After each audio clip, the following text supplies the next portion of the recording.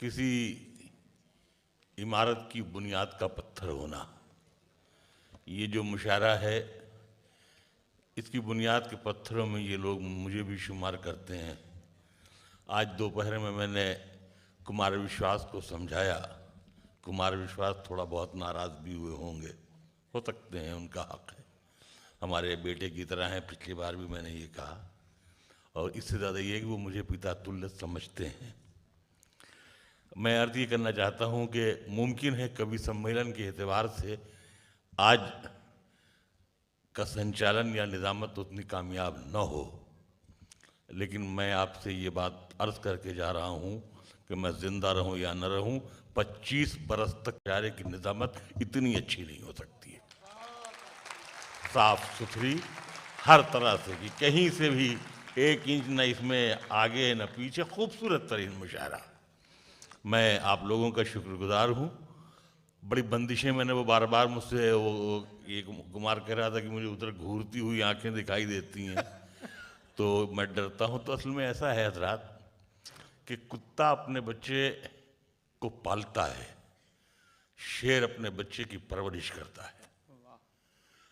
वो जब बच्चे छोटे होते हैं तो शेरनी के साथ अपने बच्चों को लेकर कहीं से गुजरता रहता है। अचानक एक नाला सामने आता है, शेरनी कूद जाती है, फिर शेर भी कूद जाता है और बच्चा कूद जाता है, नाले में गिर जाता है, शेरनी उसको उठा लाती है। कोई बच्चा ऐसा है वो 2-3 बार यूँ लपकता है और झिझक के खड़ा हो जाता है, शेर पलटता है और उसे मार के उन्हें ख़त्म कर देता है। कहा यह जाता है कि या तो शेर को शेरनी के किरदार पर शक था, या शेर ये सोचता है कि जब ये नाला पार करने में डर महसूस कर रहा है तो ये कुत्ता बन के रहेगा, शेर बन के जंगल में नहीं रहेगा। मैं यही चाह रहा था कि मैं कुमार विश्वास को ऐसा शेर बना दूं कि दुनिया का कोई मुशायरा हो, यही कहा जाए कि वहाँ कुमार विश्वास की ज़रूरत है। बहरहाल ये मेरी दुआ है। आप मुझसे छोटे हैं, अगर फिर भी कोई बात बुरी लगी हो तो मैं माफ़ी चाहता हूँ। माफ़ी इसलिए चाहता हूँ कि मेरे एक बेटे हैं तबरेज़, इन्हीं की तरह हैं। जैसे ये बहुत तेज़ी से बोल देना, साफ बोल देना।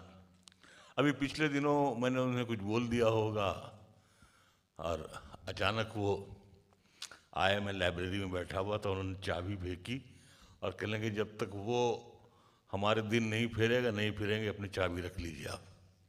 चले गए। मैंने उनको फ़ोन किया। ये एक लड़के का बाप होना बड़ा दुश्वार काम है। कहावत, हमारे एक दोस्त थे सुमेर खां, मर गए हजारीबाग में, कहते थे एक घड़े की घिनौची, जो हमारे बुजुर्ग बैठे हैं वो जानते होंगे कि बड़ी घिनौची जिस पर घड़ा रखा जाता था। तो सुमेर खां कहते थे एक घड़े की घिनौची, एक लड़के का बाप, एक ट्रक का मालिक, रोते ही रोते जिंदगी गुजरती है। लड़का खो न जाए, ट्रक लड़ न जाए, घड़ा फूट न जाए। वो साहबजादे ने चाबी फेंकी और कहीं चले गए। मैंने उनको फ़ोन किया, उन्होंने मेरा फ़ोन भी नहीं उठाया। मुझे कहीं लगा ये जो मेरे बेटों जैसे बैठे हैं, छोटे भाइयों जैसे, वहाँ से यहाँ तक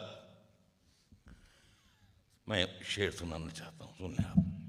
नहीं बेटा, ऐसा नहीं है, याददाश्त बहुत मजबूत है। हमको ये भी मालूम है कि पहले जन्म में तुम हमारे कौन थे। समझे? अब मैं चुप हूं तो मुझे अपनी दलीलों से न काट, मेरी टूटी हुई तलवार पे तलवार न रख। मैं शेर सुना रहा हूं। जी मनोहर भाई। तो वो शेर मैं अब नहीं सुनाऊंगा, दूसरे सुनाऊंगा। मैं उसकी बात ही खत्म करता हूं। अभी पिछले रमज़ान में मैंने 3-4 बरस रोज़े नहीं रखे थे। जैसी हालत थी मेरी, मैं डॉक्टर ने मना कर, आपकी मैंने ज़िद करके रोज़ा रखा। डॉक्टरों ने कहा कि नहीं वो ऐसा नहीं है, ठीक नहीं, आपको शुगर है ऐसा। मैंने कहा तमाम बुराइयां करते हुए मरेंगे, उससे अच्छा है कि रोज़ा रख कर के मर जाए। तो मैंने कुछ रोज़े रखे 6-7। तो जब मैंने रोजे रखे तो मैं एक अजीब व गरीब में मुझसे मतलब अल्लाह ने कहलवाया, मैं अर्ज कर रहा हूँ। मतलब मैंने ये कहा कि पुराने दर्द की शाखों पे फूल आते हैं, पुराने दर्द की शाखों पे फूल आते हैं, हटो हटो मेरे घर में रसूल आते हैं। पुराने दर्द की शाखों पे फूल आते हैं, हटो हटो मेरे घर में रसूल आते हैं। है इम्तिहान में शामिल अगर ये झूला भी, तो हम भी फांसी के तख्ते पे झूल आते हैं। वाह वाह वाह। है इम्तिहान में शामिल अगर ये झूला भी, तो हम भी फांसी के तख्ते पे झूल आते हैं। अब एतबार के काबिल नहीं रहे आंसू। वाह। शेर सुनिएगा। अब एतबार के काबिल नहीं रहे आंसू, कोई भी पूछे तो सब कुछ कबूल आते हैं। वाह। अब एतबार के काबिल नहीं रहे आंसू, कोई भी पूछे, कोई भी पूछे। तो मैं शेर ये सुना रहा था कि जब साहबजादे चले गए, मैंने उसे SMS किया। तो ये मैं सबको, मैं जो बच्चे बैठे हैं, ये गुजारिश है सिर्फ।